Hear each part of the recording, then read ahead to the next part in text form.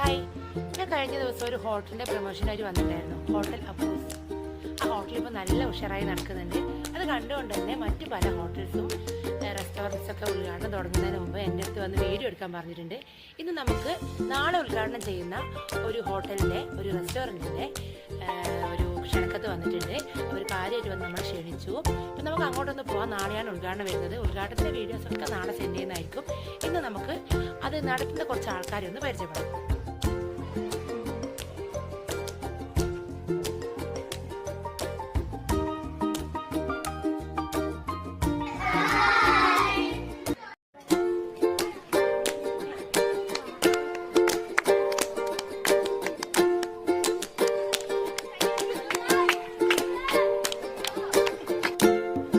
ഷോപ്പിനെ പറ്റിയുള്ള അഭിപ്രായം എന്താണ്?